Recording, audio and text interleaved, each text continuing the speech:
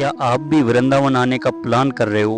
क्या आपका भी प्लान छुट्टी या टाइम न होने के कारण बार बार कैंसिल हो रहा है? तो आज आप इस वीडियो में एक दिन में वृंदावन के सभी इम्पोर्टेंट टेम्पल, वो भी प्रेमानंद जी महाराज की यात्रा के साथ एक्सप्लोर करने वाले हो। इस वीडियो के अंत तक आपको वृंदावन कब जाएं, किस समय पर जाएं और कौन से समय पर कौन सा मंदिर देखें और कैसे जाएं आदि क्वेश्चन का आंसर आपको इस वीडियो में मिलने वाला है।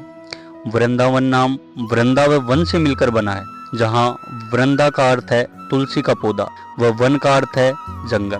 और ये भी माना जाता है कि वृंदा राधा रानी के 28 नामों में से एक नाम है, इसलिए इसे राधा रानी का वन भी कहा जाता है। यदि पौराणिक मान्यताओं की बात करें तो यह स्थान श्री कृष्ण की लीलाओं का साक्षी रहा है और यहाँ पाए जाने वाले तुलसी के पौधे भक्तों के रूप में भगवान के लिए हमेशा खड़े रहे।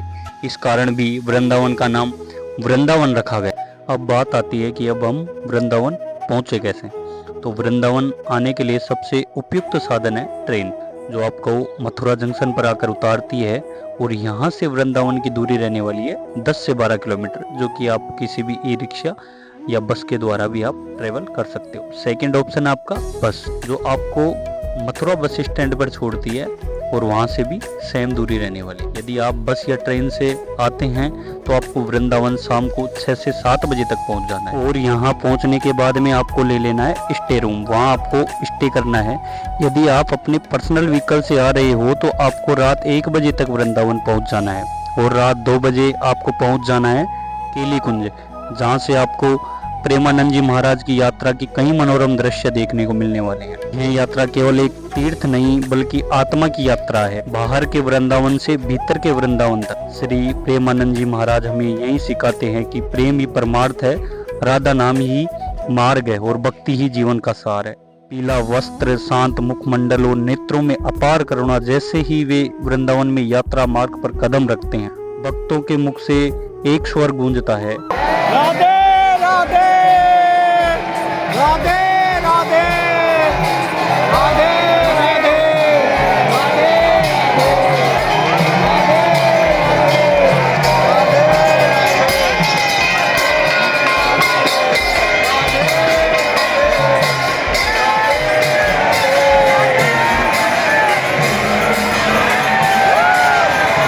यात्रा समाप्त होने के बाद 4 बजे आप चले जाइए यमुना नदी पर और यहाँ लगाइए आप आस्था की डुबकी।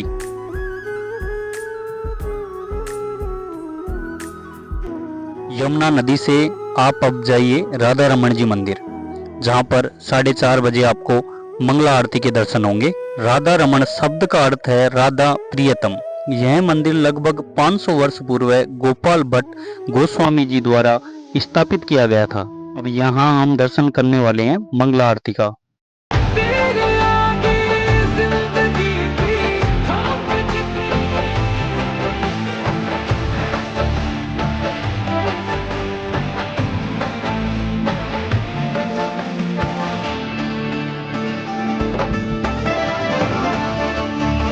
ऐसा माना जाता है कि चैतन्य महाप्रभु के विग्रह लीला समाप्ति के बाद जब गोपाल भट्ट गोस्वामी विरह में थे, तब उन्हें स्वप्न में भगवान ने दर्शन देकर नेपाल जाकर शालिग्राम शिला प्राप्त करने का निर्देश दिया था। नेपाल की काली गंडक नदी में स्नान करते समय उनके जलपात्र में बार बार शालिग्राम शिलाएं आ गई। एक पूर्णिमा की रात गोस्वामी जी ने उन्हें पूजन के उपरांत टोकरी से ढक दिया। अगली सुबह जब उन्होंने टोकरी हटाई तो पाया कि एक शिला से श्री कृष्ण की सुंदर त्रिभंग मुद्रा में मूर्ति प्रकट हो चुकी थी। उस दिन से यह मूर्ति ही राधा रमण जी के रूप में पूजी जाती है।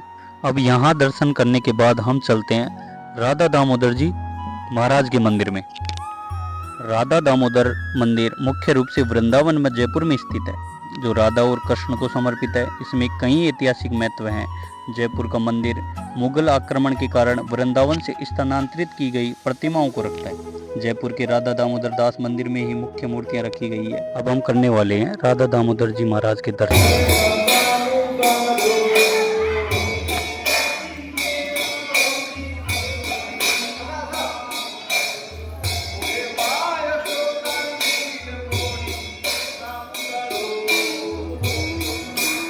इस मंदिर की स्थापना लगभग 16वीं शताब्दी में श्रील रूप गोस्वामी जी के द्वारा की गई थी। यहाँ एक गिरिराज शिला है जिसकी 4 परिक्रमा करने से गोवर्धन की परिक्रमा का पुण्य मिलता है। मंदिर में कृष्ण अपनी पत्नी राधा के साथ दामोदर रूप में पूजे जाते हैं। यह मंदिर भी वृंदावन के 7 प्रमुख मंदिरों में से एक माना जाता है। अब यहाँ दर्शन करने के बाद हम पहुँच जाते हैं राधा वल्लभ जो मंदिर, जहाँ लगभग 6 बजे आपको दर्शन होने वाले हैं। अभी मंदिर का गेट खुला नहीं था जब हम गए थे, तो थोड़ा रुकना पड़ा। उसके बाद में ये गेट खुल गए थे। श्री राधा वल्लभ मंदिर वृंदावन का एक प्राचीन और प्रतिष्ठित मंदिर है, जिसकी स्थापना हित हरिवंश महाप्रभु द्वारा की गई थी। यह मंदिर राधा वल्लभ संप्रदाय का प्रधान तीर्थ माना जाता है। जब हम मंदिर में पहुंचे तो अभी मंगला आरती का टाइम थोड़ा बाकी था। पुजारी जी के द्वारा अभी मंदिर को सजाया जा रहा था। उसके थोड़ी देर के बाद ही मंगला आरती का टाइम हो गया था।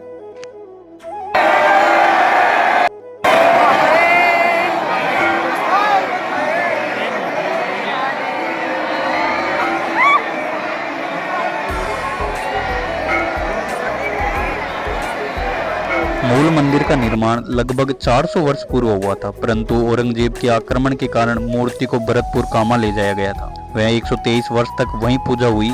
उसके बाद पुनः स्थिति सही होने पर मूर्तियां वृंदावन लाई गई। वर्तमान मंदिर का निर्माण 1824 में पूर्ण हुआ। ऐसा माना जाता है कि मुगल सम्राट अकबर ने वृंदावन के 7 प्रमुख मंदिरों को कुल 180 बीघा भूमि आवंटित की थी, जिनमें से अकेले राधा वल्लभ मंदिर को 120 बीघा भूमि प्राप्त हुई थी।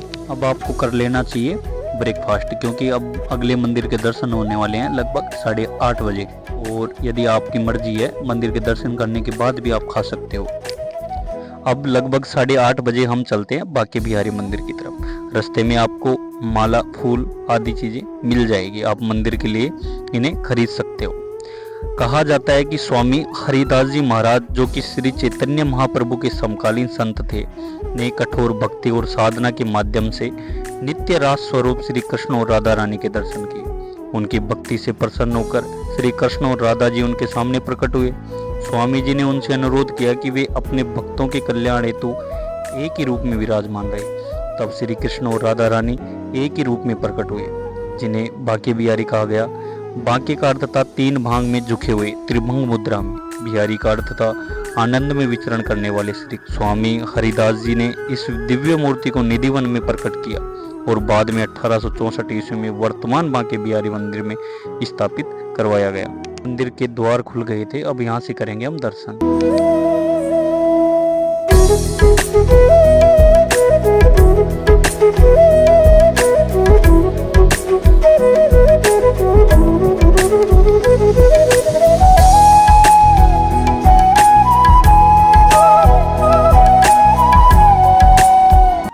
श्री बांके बिहारी जी मंदिर के दरवाजे के सामने एक पर्दा लगा रहता है और वो पर्दा 1-2 मिनट के अंतराल पर बंद एवं खोला जाता है। एक बार ऐसा कहा जाता है कि एक भक्त देखता रहा कि उसकी भक्ति के वशीभूत होकर श्री बांके बिहारी जी भाग गए। पुजारी जी ने जब मंदिर के कपाट खोले तो उन्हें बिहारी जी दिखाई नहीं दिए। पता चला कि अपने एक भक्त की गवाही देने अलीगढ़ चले गए। तभी से ऐसा नियम बना दिया कि एक झलक दर्शन में ठाकुर जी का एक पर्दा खुलता है एवं बंद होता रहेगा। ऐसी ही बहुत सारी कहानियां प्रचलित है। यहाँ दर्शन करने के बाद में हम चलते हैं निधिवन। निधिवन के लिए बताया जाता है कि बांके बिहारी जी महाराज ने हरिदास जी को वहीं दर्शन दिए थे। वहाँ की मूर्ति को फिर बांके बिहारी मंदिर स्थानांतरित की गई थी। अब यहाँ से हम चलते हैं मुख्य दरवाजे से अंदर की तरफ, जो आपको सामने लिखा हुआ दिखाई देगा, निधिवन बांके बिहारी जी वृंदावन। यहाँ से हम जब आगे की तरफ चलते हैं तो इस प्रकार से निधिवन को कवर किया गया है। निधिवन के बारे में बताया जाता है कि निधिवन वृंदावन में एक पवित्र और रहस्यमयी वन है, जो श्री कृष्ण और राधा कृष्ण की लीलाओं को समर्पित है। यहाँ के वृक्ष रात में गोपियां बन जाते हैं और माना जाता है कि श्री कृष्ण उनके साथ रास लीला करते हैं। इसीलिए सूर्यास्त के बाद निधिवन में किसी को भी प्रवेश की अनुमति नहीं है। यहाँ के वृक्ष तुलसी जैसे दिखते हैं, लेकिन ये जड़ों में खड़े रहते हैं। कहा जाता है कि ये वृक्ष वास्तव में गोपिकाएं हैं, जो रात में श्री कृष्ण के साथ रास में सम्मिलित होते हैं। सूर्यास्त के बाद निधिवन में किसी को भी रुकने की अनुमति नहीं। मंदिर के पुजारी भी द्वार बंद कर देते हैं। मान्यता है कि जो भी रात्रि में यहाँ ठहर जाता है वह या तो पागल हो जाता है या मर जाता है। अब हम आगे दर्शन करने वाले हैं बंसी चोर राधा मंदिर का। इस मंदिर का नाम एक पौराणिक कथा पर आधारित है, जिसके अनुसार जब राधा जी को लगा कि कृष्ण बांसुरी बजाने में ही इतने लीन रहते हैं कि उन पर ध्यान नहीं देते, तो उन्होंने कृष्ण की बांसुरी चुरा ली थी। इसलिए इस मंदिर में राधा रानी बांसुरी के साथ दर्शाई गई है। यहाँ से अब आप खाना खा के या तो यमुना नदी के तट पर आ जाओ या फिर आप अपने स्टे रूम पर जा सकते हो। ऐसा मैं इसलिए कह रहा हूँ क्योंकि अब मंदिर 12 से 4 बजे तक वृंदावन में सभी मंदिर बंद रहने वाले हैं। तो आप या तो अपने स्टे रूम पर जाकर आराम कर सकते हो या फिर आप घूमना ही चाहते हो तो आप यमुना नदी के तट पर आ सकते हो। आप यहाँ पर बोटिंग भी कर सकते हो। जब आप यमुना नदी के शीतल जल को देखोगे तो मानो जल हमें कह रहा हो कि निरंतर बहने से ही सफलता मिलती है। जिस प्रकार से यमुना नदी का जल निरंतर बह रहा है और एक दिन जाकर समुद्र में मिल जाता है, उसी प्रकार सफलता भी निरंतर प्रयास से ही मिलती है। अब आप मेरे साथ यमुना नदी घूमिए।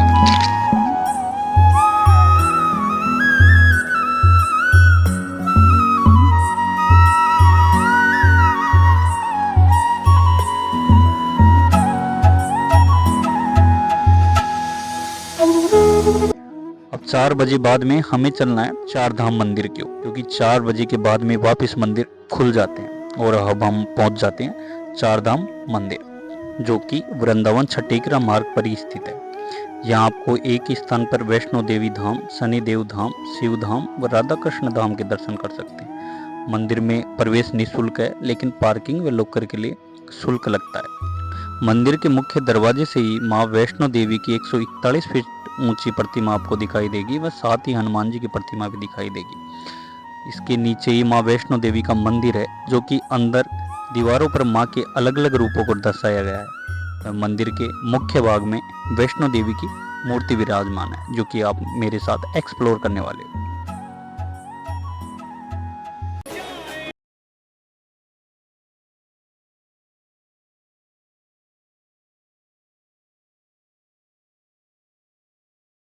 जब वैष्णो देवी मंदिर से हम आगे बढ़ते हैं तो आगे आता है शनि धाम, जो कि मंदिर देखने में काफी भव्य है। जैसे ही हम मंदिर के अंदर प्रवेश करते हैं तो मंदिर की दीवारों पर शनि देव के अनेक रूपों को वर्णित किया गया है। वह मंदिर के मुख्य भाग में भगवान शनि की मूर्ति विराजमान है।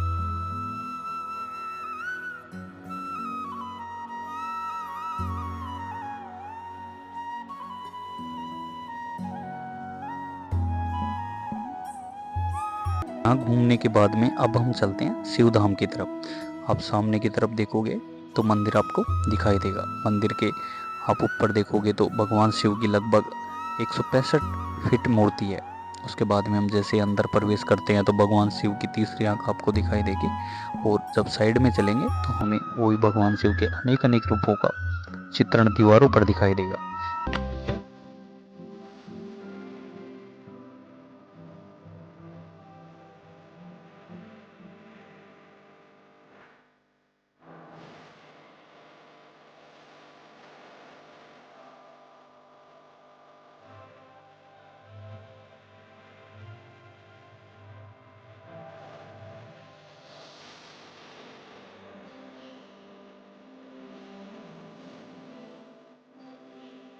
जैसे ही हम मंदिर के बाहर आते हैं तो हमें शिव जी के अर्धनारी रूप के दर्शन होने वाले हैं। मूर्ति राउंड शेप में घूम रही है और नीचे पानी के फव्वारे चल रहे हैं, जो कि काफी आकर्षित लग रहे हैं, और आप भी इसे देख सकते हो।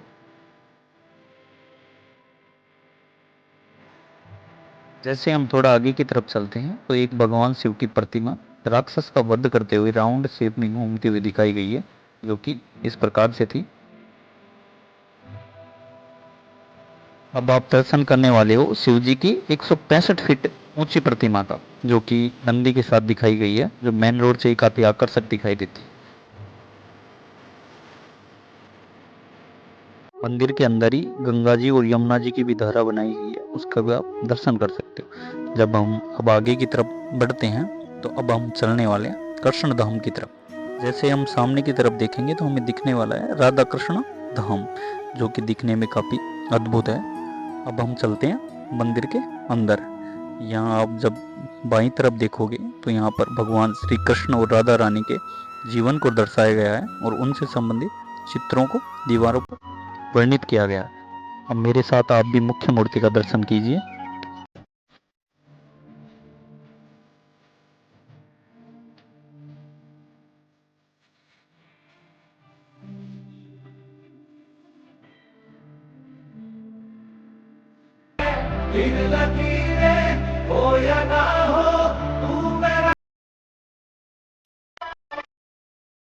चार धाम घूमने के बाद में हम चलते हैं प्रेम मंदिर। प्रेम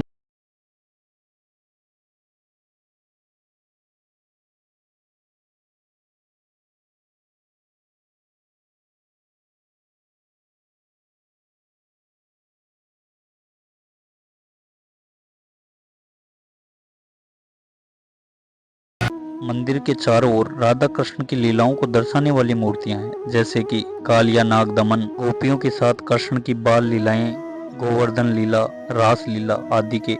यहाँ भगवान श्री कृष्ण को अर्जुन के सारथी के रूप में दिखाया गया है। प्रेम मंदिर का निर्माण कार्य लगभग 2001 में शुरू हुआ। यह मंदिर 12 वर्षों में बनकर 17 फरवरी 2012 को लोगों के लिए खोला गया। मंदिर का निर्माण जगत गुरु कृपालु परिषद द्वारा करवाया गया। यह मंदिर पूरी तरह से सफेद इटालियन संगमरमर से बना हुआ है। इसमें सूक्ष्म नक्काशी, भव्य स्तंभ और आकर्षक मूर्तियां हैं।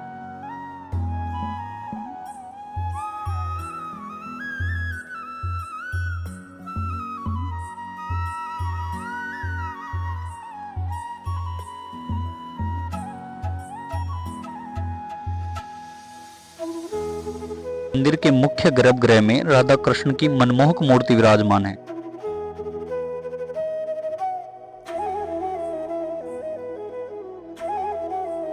यह मंदिर न केवल वास्तुशिल्प की दृष्टि से अद्भुत है, बल्कि यह प्रेम का प्रतीक भी माना जाता है। यहाँ आने वाला हर व्यक्ति शांति, भक्ति और प्रेम की अनुभूति करता है। प्रेम मंदिर का दर्शन करने के बाद में हम चलते हैं इस वीडियो के लास्ट मंदिर के दर्शन करने, वो है चंद्रोदय टेम्पल। यहाँ पर आपकी पार्किंग निःशुल्क रहने वाली है, वह मंदिर घूमने का भी आपका कोई भी टिकट नहीं लगने वाला है। इस मंदिर का निर्माण लगभग 2014 में प्रारंभ हुआ। यह मंदिर पूर्ण रूप से बनने के बाद दुनिया का सबसे ऊंचा धार्मिक स्मारक होगा। मंदिर की लागत लगभग 700 करोड़ या 102.2 मिलियन डॉलर रहने वाली है। मंदिर एस्कॉन बेंगलोर के द्वारा बनाया जा रहा है, जिसकी ऊंचाई लगभग 210 मीटर 70 मंजिला यह होगा। स्थापत्य कला इसमें नागर और द्रविड़ शैली का मिश्रण होगा। डिजाइन इसकी 2 बार बदली जा चुकी है, 2019 में और 2022 में। अब करते हैं मुख्य मूर्ति का दर्शन।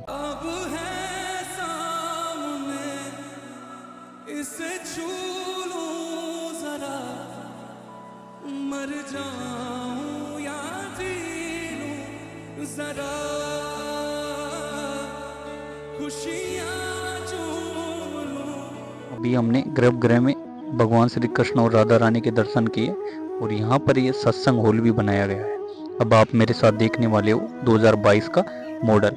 इस मंदिर को 2022 में कुछ इस प्रकार से डिजाइन किया गया है, जिसका कार्य अभी बाकी है।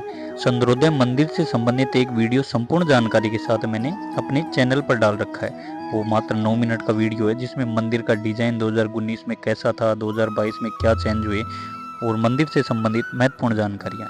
यह वीडियो आपको मेरे YouTube चैनल पर जाकर मिल जाएगा, जिसको आप देख सकते हो। तो इस प्रकार से हमने एक दिन में वृंदावन के सभी महत्वपूर्ण मंदिर व प्रेमानंद जी महाराज की यात्रा के दर्शन किए। तो आपको यह वीडियो कैसी लगी कमेंट में ज़रूर बताएं।